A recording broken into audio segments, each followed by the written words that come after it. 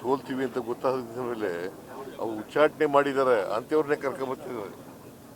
BJPಯವರು ಇದ್ದಾರಲ್ಲ, ಒಂದು ಕಡೆ ಉಚ್ಚಾಟನೆ ಮಾಡೋದು, ಇನ್ನೊಂದು ಕಡೆ ಅವ್ರ ಕಡೆನೇ ಕರ್ಕೊಂಬಂದು ಅವ್ರಿಗೆ ಗ್ವಾಗರೋದು, ಅವ್ರ ಕೈಲಿ ಪ್ರಚಾರ ಮಾಡಿಸೋದು. ಸೊ ಇದು ದ್ವಂದ್ವ ನೀತಿ ಅಲ್ವಾ? BJP ಯಾವಾಗ ಹೀನಾಯ ಸ್ಥಿತಿಯಲ್ಲಿ ಕರ್ನಾಟಕದಲ್ಲಿ ಇರೋದು. ಕೇಂದ್ರ ಸರ್ಕಾರ ಮಾಡಬೇಕ್ರಿ, ಇದು ಕೇಂದ್ರ ಸರ್ಕಾರದ ಕರ್ತವ್ಯ. ಗ್ಯಾಸು ಸಿಲಿಂಡರ್ಗಳನ್ನ ಕೊಡ್ತಕ್ಕಂಥದ್ದು ಕೇಂದ್ರ ಸರ್ಕಾರದ ಕರ್ತವ್ಯ, ರಾಜ್ಯ ಸರ್ಕಾರದ್ದಲ್ಲ. ರಾಜ್ಯ ಸರ್ಕಾರ ವಿತರಣೆ ಮಾಡೋದಷ್ಟೇ. ಆಟೋ ಚಾಲಕರು KH ಮುನಿಯಪ್ಪ ಅವ್ರ ಮನೆಗೆ ಮುತ್ತಿಗೆ ಹಾಕ್ತೀವಿ ಅಂತ ಎಚ್ಚರಿಕೆ ಕೊಟ್ಟಿದ್ದಾರೆ. ಯಾಕೆ ಇದೇ ಒಂದು LPG CNG ಸಿಗದೇ ಇರೋದಕ್ಕೆ ಮುನಿಯಪ್ಪ ಅವ್ರ ಮನೆಗೆ ನರೇಂದ್ರ ಮೋದಿ ಅವ್ರಿಗೆ ಗೆರವು ಮಾಡಬೇಕು, ಅವ್ರಿಗೆ ಗೆರವು ಮಾಡಬೇಕು, ಅವ್ರಿಗೆಲ್ಲ ಇದು ಮಾಡ್ತಾ ಇರೋದು. ಯುದ್ಧ ಇದೆ, ಯುದ್ಧ ನಡೀತದೆ.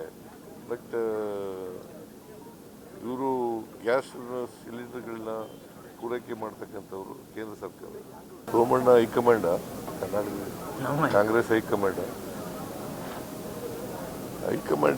ನಮ್ಮ ಹೈಕಮಾಂಡ್ ಏನು ತೀರ್ಮಾನ ಮಾಡ್ತಾರೆ ಅದ್ರ ಪ್ರಕಾರ ನಡ್ಕೊಳ್ಳೋದು. ಸೋಮಣ್ಣ ಯಾರು?